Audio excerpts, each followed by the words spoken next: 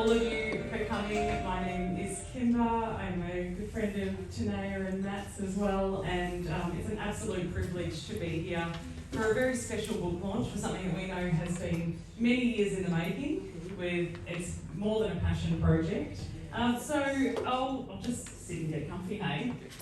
Let's just settle in.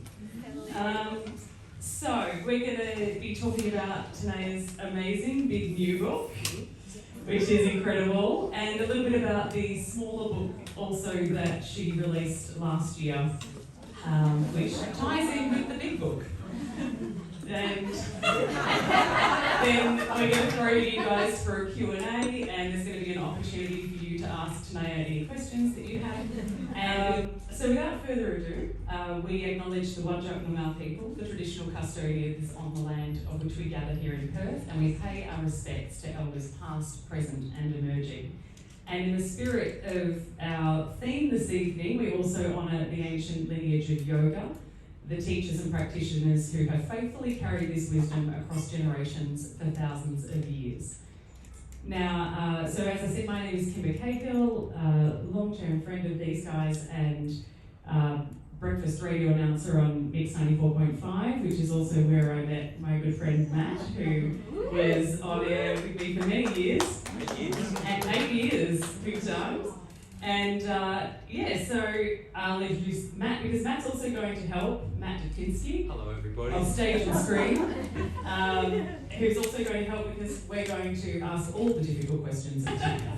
Now, a little bit about Tanaya as well. Tanaya Ti'en is an accredited yoga therapist, yoga teacher, Ayurvedic lifestyle coach, and author. She is the founder of Mind Body Collective Australia and has served on the committee of the Australasian Association of Yoga Therapists and the AusActive Yoga Therapy Advisory Group, contributing to the development of yoga therapy in Australia. Accolades include the 2024 AusActive Yoga Therapist of the Year Award.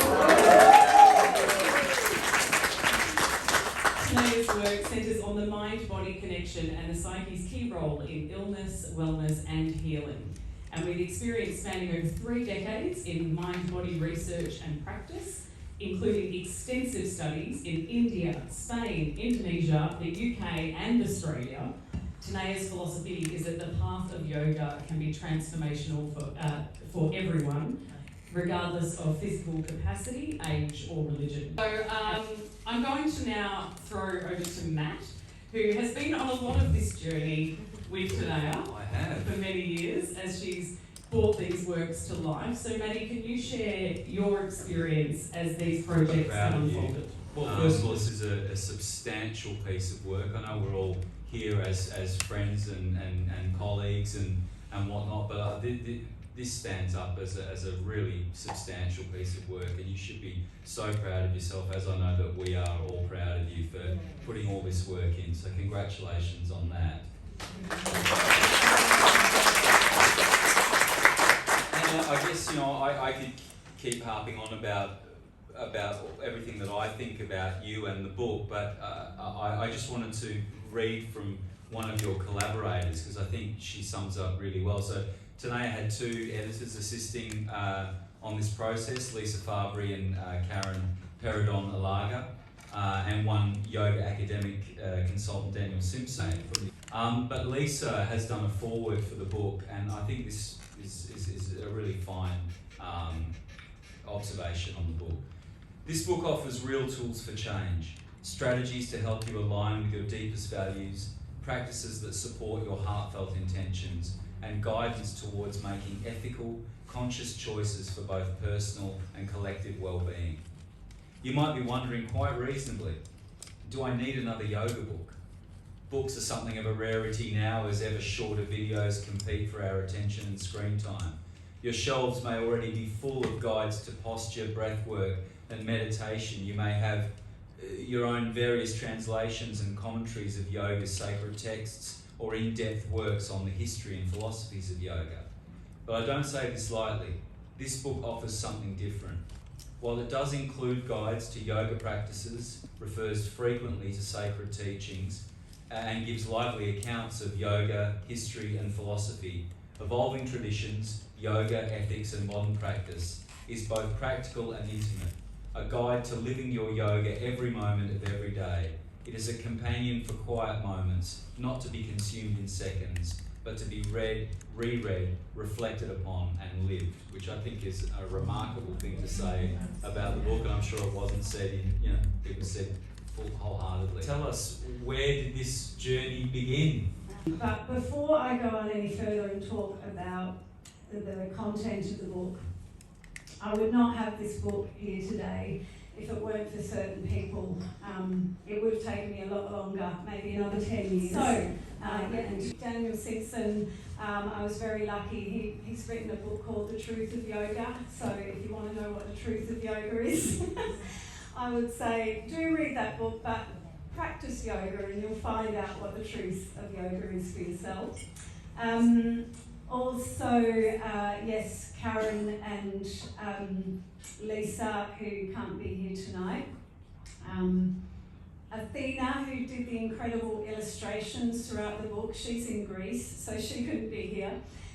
The beautiful Hayley Gaspar as well, she's the model throughout the book. And so there's one extra special person who I could not have done this without. Her name is Chris Ward, and she is the incredible graphic designer behind it. Chris was there at my beck and call. She looked at the cover originally and she went, ah! And she made it work. She really honoured my creative integrity, and she has done the most incredible job. The book, the graphics in it, I don't think they couldn't be any better. Thank you, Chris. So going back to the original sort of question, tell us about this journey, about how this started 30 years ago, something like that. Your interest in yoga, how did that all begin? So I have vague memories as a child of a lot of different religious texts laying around in our home. My mum, let's just say she had a penchant for an eclectic taste in taste religions. In religions. And one of the books that was lying around was the Bhagavad Gita, and it was when I remember it from quite a young age, and I'm sure she probably bought it in from one of the Hare Krishnas or something like that. It wasn't one of the new versions, it was one of the Hare Krishna versions. And so I remember just flipping through it, and I was drawn to the philosophy behind it. And I was drawn to all the different religious philosophies in general, but what I was drawn to the more I researched yoga was that it's just not a dogmatic, spirituality.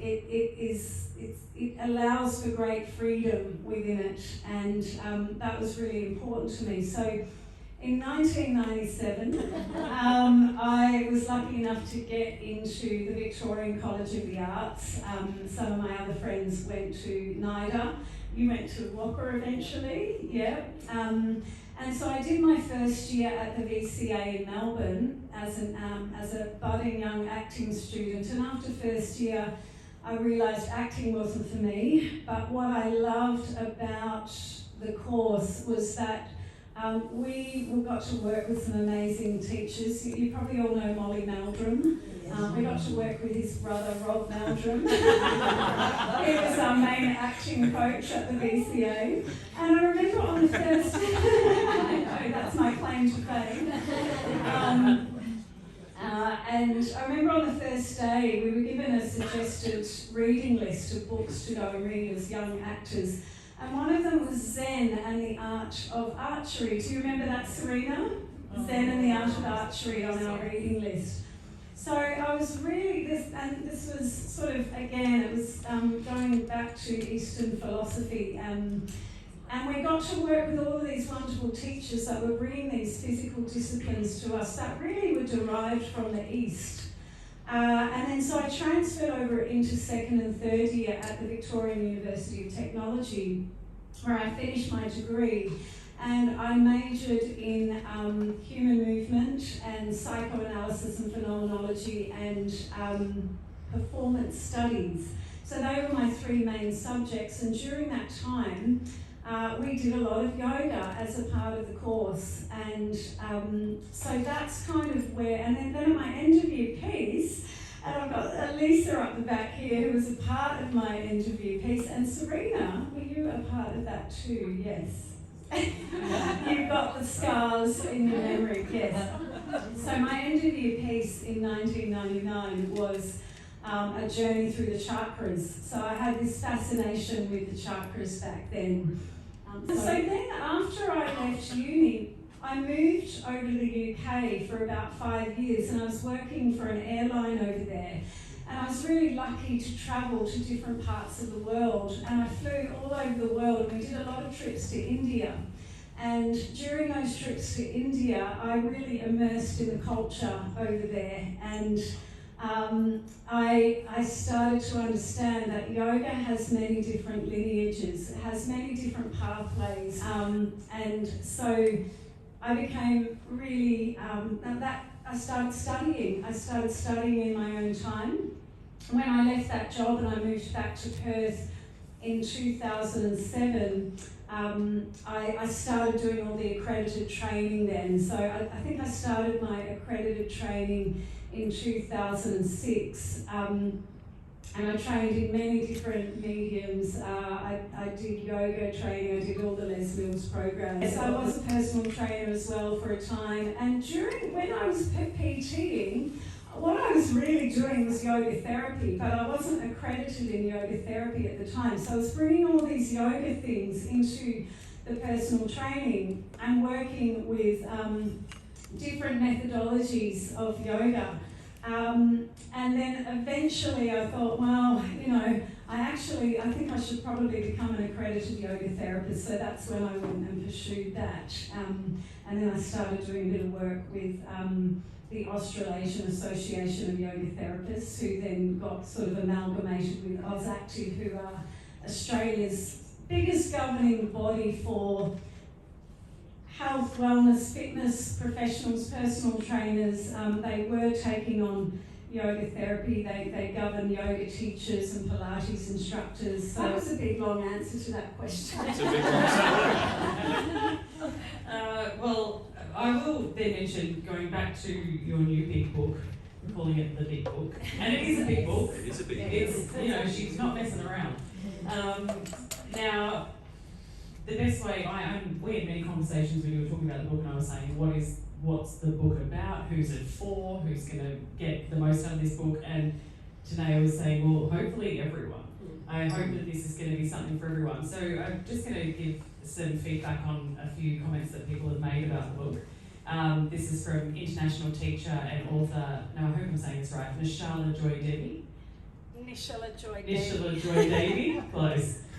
Said, evolving traditions offers us a treasure trove of essential teachings. What a blessing to have all this knowledge presented in one great tome, available to all who wish to tread the glorious path of yoga, an essential addition to any yoga library. International teacher, autonomy expert, and author Anatomy. Anatomy. Anatomy expert, yeah. And author of several books on yoga, Bernie Clark, said, evolving traditions reflects Tanaya Ti'en's long engagement with yoga as a living practice. Rather than focusing solely on postures, she explores how the ethical and philosophical dimensions of yoga can be brought into everyday life. Students looking to broaden their understanding of yoga beyond the physical will find much here to ponder and integrate into their practice and life. And yoga therapist, and this is, I wrote down how to say this word earlier. Ayurvedic. Wrote on a different page. Yoga therapist and Ayurvedic counsellor Patricia Wigley said, I love this book. Tanaya's viewpoint promotes a wider scope of understanding, making traditional yoga teachings more available and accessible to the modern reader and yoga practitioners, beginners and experienced alike. So, Tanaya, with all of that being said, what can you share with us about the journey of bringing these works to life, and more specifically, this big boy here, evolving traditions? Okay, well, I started chipping away at it. I started writing it the year my beautiful daughter over here, so the year that she was born in 2011. And when Sachi was born, she was in a hurry to come into the world. She came in 2 months early, and it was a very dramatic entrance. And shortly after she was born, and I have checked this with her, and she's okay with me sharing this, but she was diagnosed as profoundly deaf, and that kind of shook my world quite a bit as a new mum. And especially me coming from a world of sound. So one of my previous incarnations was I've been in rock bands, I've toured with bands, and music has been a big part of my life. And then being involved in the fitness industry, you know, had music around me all the time. And so having this beautiful child who now had no hearing, it opened up this, a whole new world for me. So writing became a part of my therapy during that time. And so I started writing, and I had my yoga practice there with me along that way, and that was my therapy during that time, and it helped me to navigate that period in my life. In 2012, a year after Sachi was born, I realised that I actually had enough content in my writing. I didn't plan to write a book, I was just journaling, and I realised I had content to publish this card deck down here. So that came out, I self-published that, and then the 10 years to follow, a lot happened in that time. So, and I was just sort of chipping away at writing. I really wanted to focus on Sachi because, we were not sure about whether she was going to get cochlear implant surgery or was she going to go down the path of Auslan. And I started making a documentary actually and interviewing people who had been through the cochlear implant surgery and also people who'd chosen the Auslan path. And so in that 10 years to follow, we did actually decide to go ahead with the cochlear implant surgery. And the way that I came to that decision, one of my teachers along the way has been this wonderful monk that we're lucky enough to have here in Perth. His name's Ajahn Brahm, and you can find him at the Dharmaloka Buddhist Centre in Nollamara and also out in Serpentine. He runs a retreat out there. He's an internationally renowned monk, and we have him here in Perth. And it wasn't until I went to see him, I was struggling one day with the decision as to, because I made the mistake of Googling cochlear implant surgery and seeing what is involved. And so I thought, I can't do this to my little baby. She was so small, and they cut open the head, they drill into the bone and all this stuff. And so I went to this monk and I said, I don't know what to do for my baby, what's the right path to take? And he said something that no one else had said, and he said it in 2 seconds. He said, what would you do for yourself? And I went, wow, yeah, well, I would want to hear everything that I could possibly hear, knowing how much music meant to me. And at that moment, that was a yogic teaching, it was a Buddhist teaching, but also yoga and Buddhism are very parallel. It was a yogic teaching, and that is the acknowledgement of the illusion of our separateness. And so when I stopped separating myself from Sachi and realised,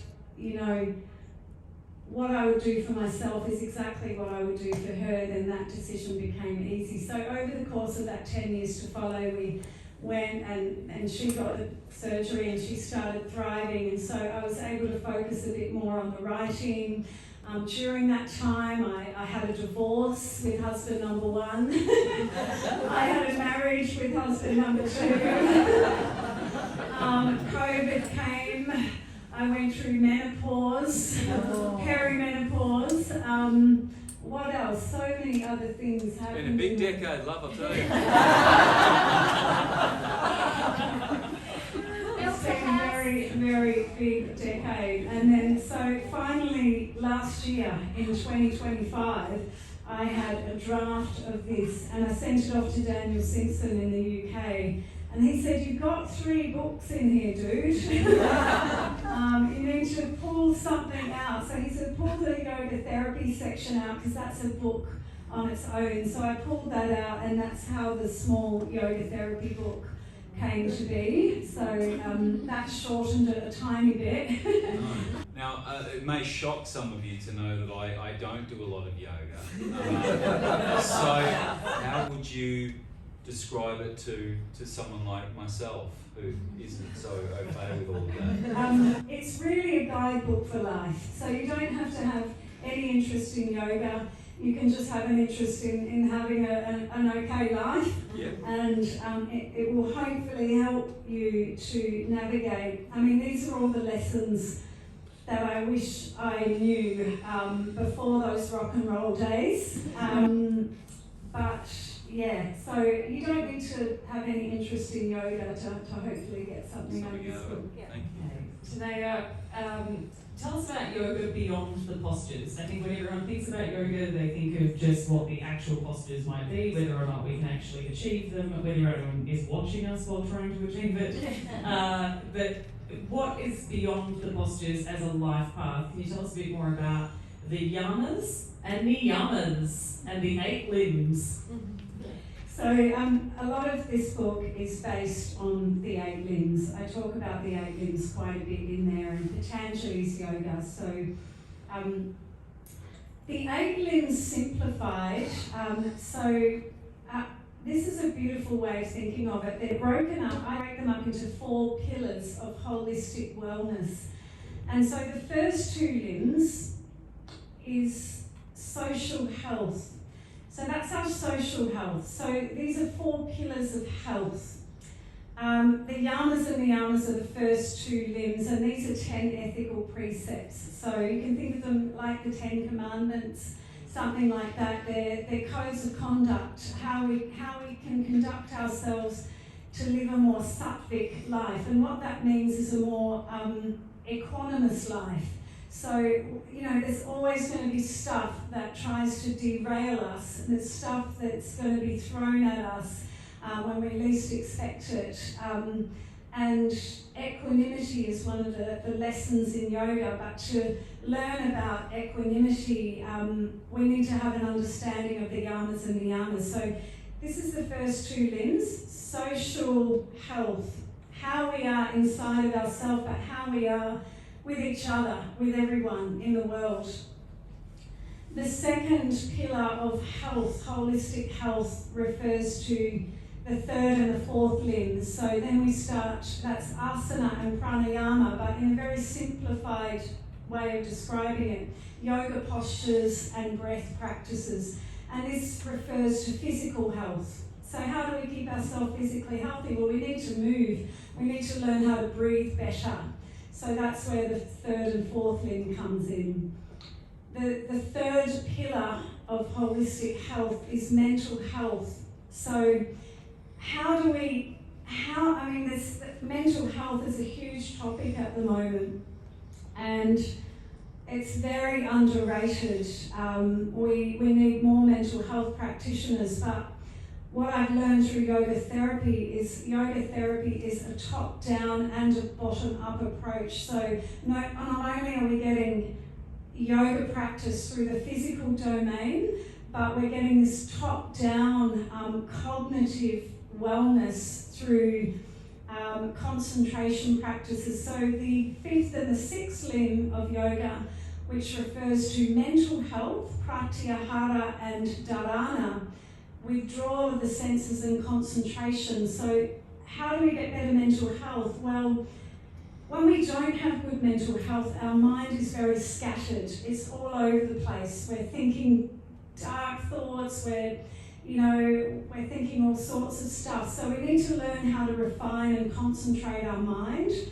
And that's where the deeper practices of yoga comes in. And really, advanced yoga is about concentration. So how well can we concentrate? that's when we start to go into the deeper levels of yoga.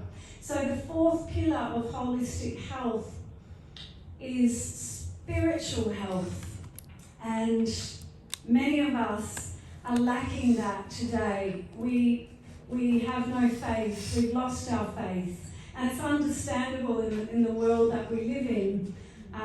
It's very easy to lose your faith in this world that we live in.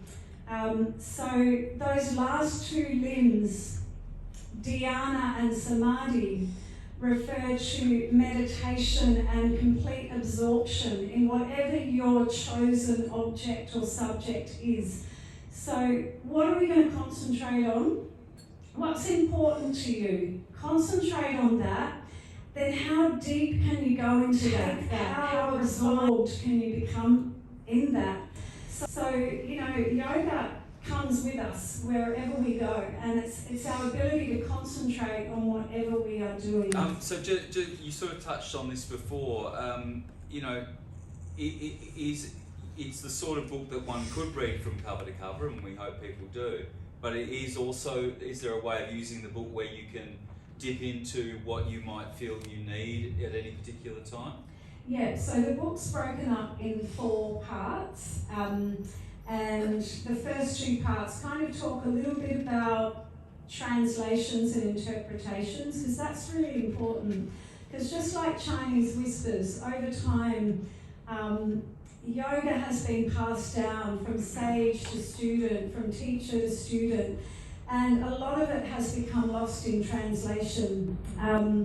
And so it is really important that we do dig back, if you're interested in yoga, to read all the modern books that are out there now, bringing ancient tradition into a modern day light. How can we use it today in our lives? But also to look at the historical. And so I think we have to dig deep for ourselves and find the truth for ourselves, and that happens through yoga practice. So that's the first 2 parts. And then in part 3, where the beautiful Hayley is featured with all the yoga postures, and also that's where I bring the yamas and niyamas into part 3 and different themes relating to yoga ethics.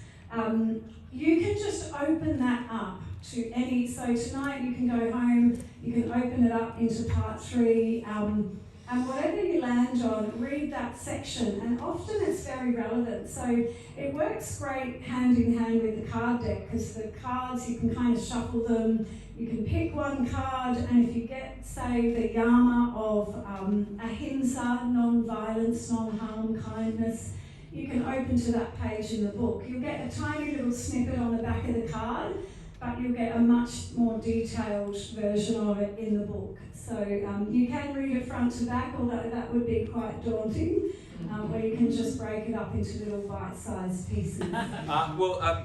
People might be interested to know, because Tanaya has self-published, and obviously that's a journey in and of itself. Like, I mean, I've seen through you, like, getting things, how you set it up and putting it all together. How's that been for you? It's been very, very grueling. Yeah. Would I have loved a publisher? Of course. I would have loved a publisher doing all the dirty work for me. And me just, flying in, flying out, doing my creative stuff.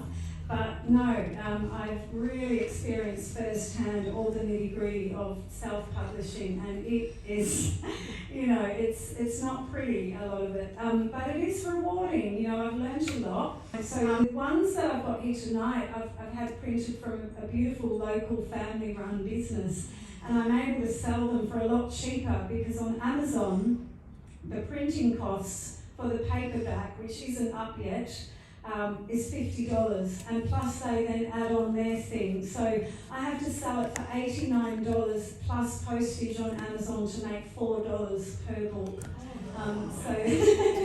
So that's a little bit about that. So that's really frustrating that Jeffrey Bezos is getting richer on my work.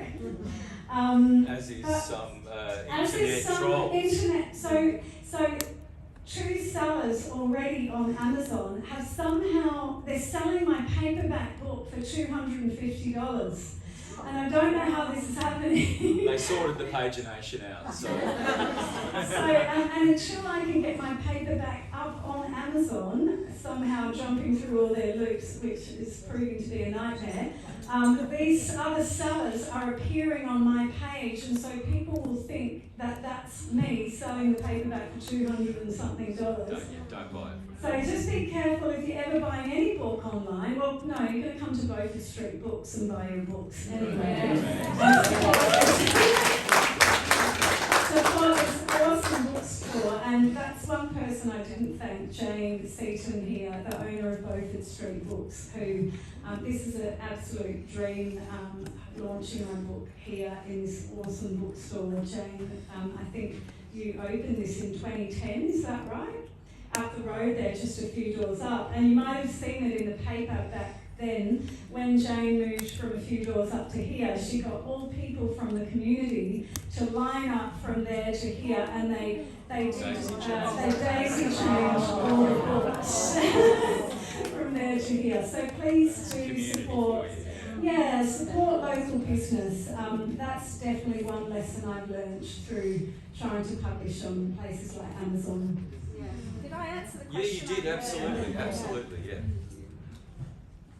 Well, I mixed up the question order, it's my fault. So, of the 522 pages of this book, like, it's, you know, it is a monster. And, I mean, even if you say you're selling it online at $89 a book, I mean, I'm no mathematician, but I mean, that's not, it's like, what, 20 cents a page? Like, there's a, you know, it's good value, great value. But of the 522 pages, what are the main pieces of wisdom that you wish you knew when you were younger? You did refer to it earlier, saying that you kind of wish that you had this preparation. What did I say earlier? Well, you actually, like, everything that's in this book is kind of how what you wish you had before you had embarked on your journey of your life, and how it would have helped you. Like, what are the main senses of that you wish you known? So one of the things is definitely my favourite word of all time, equanimity. That's been the biggest lesson for me. So don't hold things too tightly. Don't take things too seriously. Don't take yourself too seriously. Don't get swept away by the dramas of life, nor the amazing triumphs of life. Try to be in that middle ground, because that's a good place to be, because you never get too low. And you know, if you get too high, you can get too burnt out too quickly as well. So that equanimous place. And I did spend a lot of my life getting really low or really high, and so, you know, now I'm really enjoying this place of equanimity, which takes practice. And so another thing that I wish I had have known is about forgiveness and moving on. I've written a whole chapter on forgiveness in there. I've got my beautiful brother in here tonight. I'm not going to point him out in case he's embarrassed.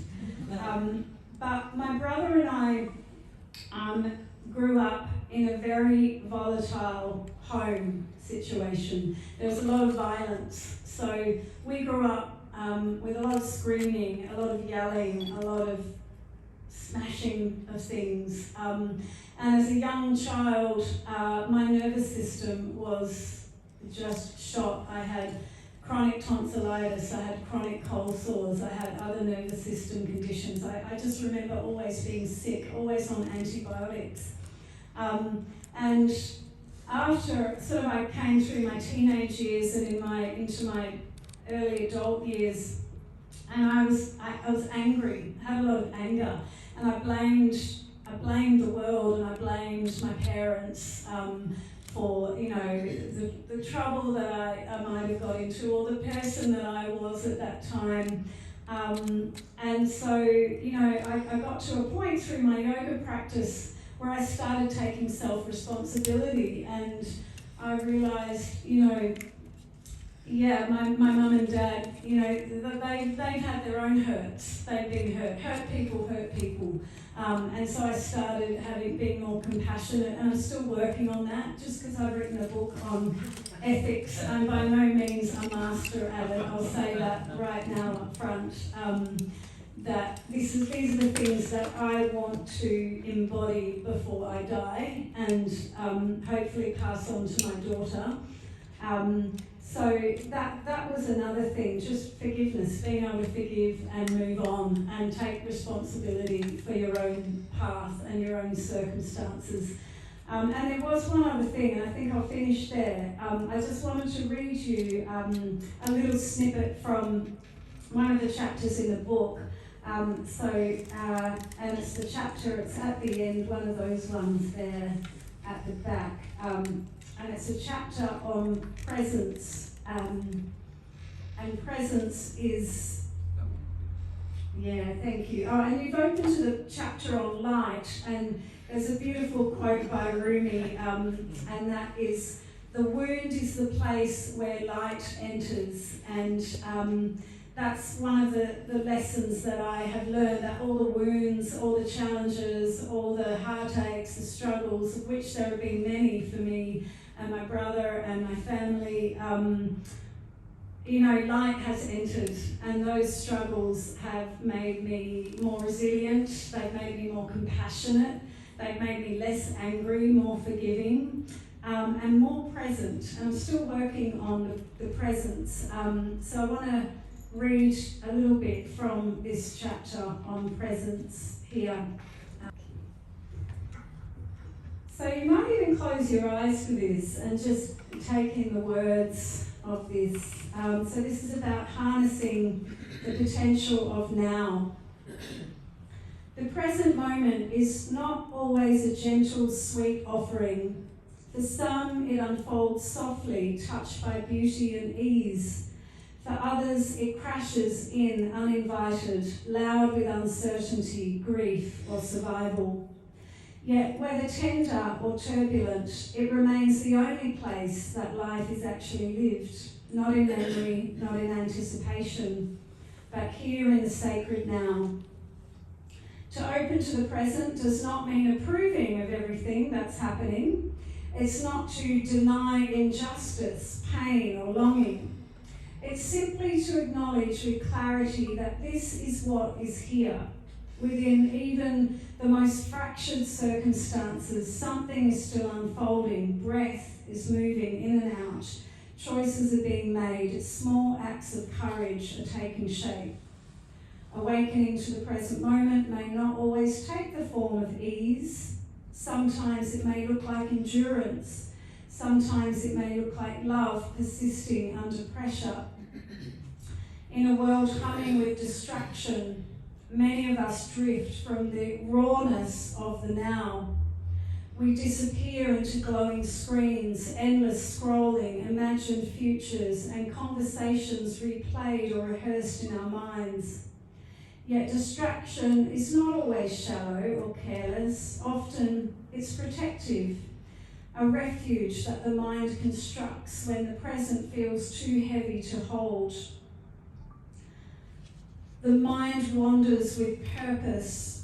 We reach for noise, busyness, consumerism, or digital immersion, not simply out of habit, but because stillness has a way of revealing what quietly aches beneath the surface. Sometimes we numb ourselves not from indifference, but because the moment feels too heavy, too uncertain, or too overwhelming to meet without armour. At the time of writing this, I found myself in far from ideal circumstances. My family and I were homeless in Perth, staying with a friend amid a housing crisis. I was no longer in contact with my father, a wound I'd been grappling with for some time. And my mum was in a fragile state, in and out of hospital, her body bearing the imprint of time and the trials it had endured. It became clear that she would have to leave the independent living that she loved and move into a nursing home, a transition carrying its own quiet grief. I felt helpless. as I typed these words, I was in a world of hurt, questioning how I could sincerely write about presence when the present moment was the last place I wanted to be.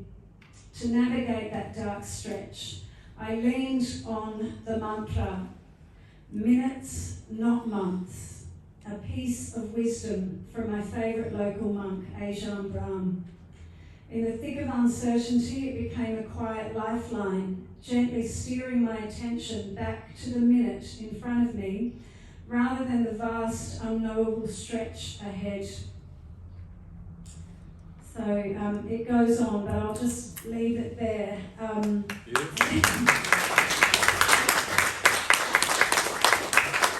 you for listening to that. And that's just a little snippet of, I guess, the sort of tone and texture of the chapters throughout. It was beautiful. Yeah, Very easy, and it just spoke volumes. I think, there was so much in just those short paragraphs. That, very moving. Thank you. Thank you for sharing it. So well written. Would we open it up? Would anyone like to ask Tanaya anything? You don't about the books or about the subject in general? Anything that she's shared tonight that you'd like to know more about, or? Oh, tonight. What do you think has been the biggest challenge in the time that you first started journaling, that the basis of the book, to actually getting it to publication? What was one of the biggest challenges for you, either personally, emotionally, even just in terms of the physicality of actually making it happen and sitting on a computer? Neglecting my family in the process. A lot of neglect happens when you're writing a book like this. You become very concentrated on one thing and other things fall away. And I guess that's one of the things in traditional yoga, when we talk about the six limbs, 6, 7, and 8 limbs of yoga, that journey through concentration, meditation, and samadhi, it is a very inward journey. And there's also dangers in that. We can become very detached from the world around us. So this book is about really honouring classical yoga, but making it applicable to today. So, yes, we want to be able to concentrate, but we don't want to detach from our loved ones, because we're here for a very small snippet of time. In a blink of an eye, none of us are getting out of here alive. And so we need to cherish those that are very close to us. And, that's the thing that we want to hold tightly, those that are nearest and dearest. So I dedicated the book to Sachi and Matt because they let me neglect them during that time. So thank you, Lise, for asking that, because I'm glad that I was able to say that. Thank you. Thank you. Brandon. Hi, Tanaya. I really do look forward to reading it and getting a signed or obtaining a signed copy tonight. The question I had was, considering how much heart and soul and everything you had that you put into the book, when did you know that, all right, it's now done? Because you hear about artists, Matt would probably know about this, but in the film industry, you've been in the music industry, you work on a song, you keep working on it, and then no one ever hears it. So when did you make that decision? How hard was that for you? I love that question so much, and I look at Chris Ward when I answer this question. Chris told me when it was up.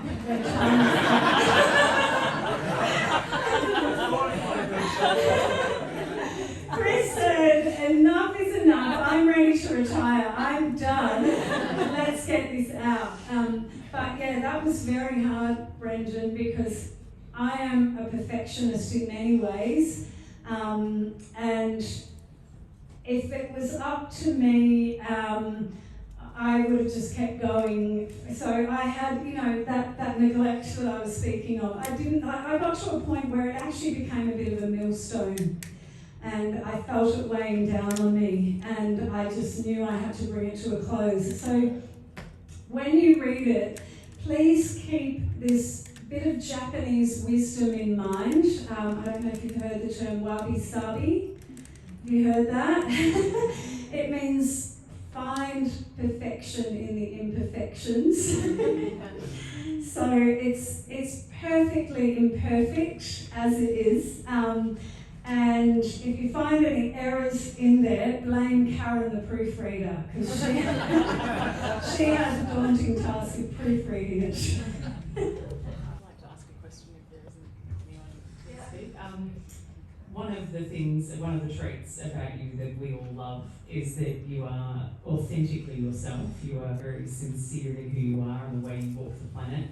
You're honest to a fault, I think, in the way where you will be so upfront about what you're experiencing, and that I don't think that you have hidden anything in this book pretending to be someone who knows everything and has it sorted. You're just going, this is a guide and something that has helped me, and you want to be able to share that wealth with others, and without all the trials and tribulations that you had to go through to get there and learn them.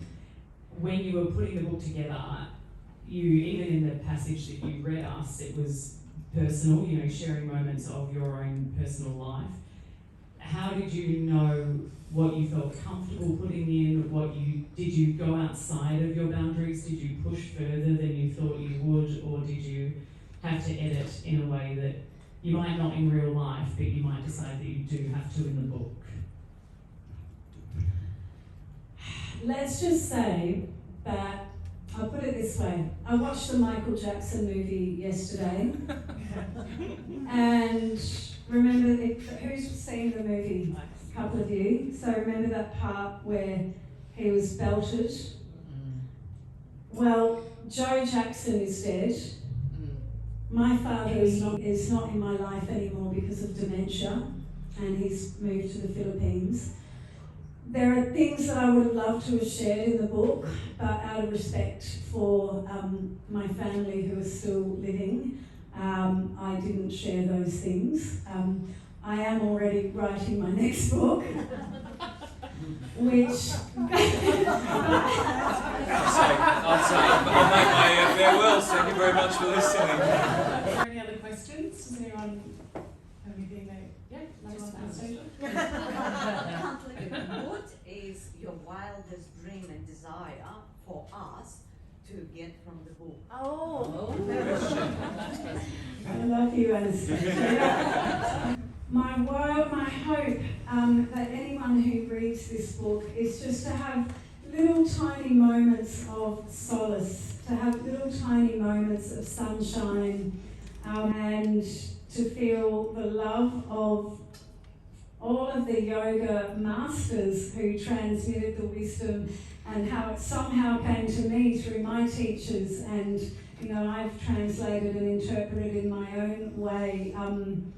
So on that, a lot of the content in here, is my interpretation of the yogic path and how it has landed for me. So I'm not trying to take I'm not reinventing the wheel here. I'm sharing how yoga has helped me. And so I'll say that again, that it's really important, anyone who's interested in yoga, that they dig deeper and go back to the roots of yoga, and read Patanjali's Yoga Sutras, read the Bhagavad Gita, read the Upanishads, all the many ancient texts through there, and then gather these. It's a lot of these texts are written in riddles as well. So this is how I've interpreted them. Yeah, I just had a question about the card deck. I think you've explained this to me before a long time ago, but I feel a little bit more drawn in already. So what is that again? What does it do again? So the yoga card deck is really the condensed version of the book. So as a yoga teacher, I find the card deck really helpful, because often I have one of my classes that I teach every week, and I'll use the card deck. I'll actually get one of the participants in the class to draw a card, And I themed the class in that moment around that card. You don't have to be a yoga student or a teacher. You can just be someone who's interested in self-development to use the card deck, excuse me. Yeah. Yes. I just have a whimsical comment. I'm She's one of always the ready for whimsy. One of the participants that Tanaya was talking about in the class, where she'll ask a participant to be kind, and we're all amazed how for the next hour she weaves the whole class around the card. Amazing.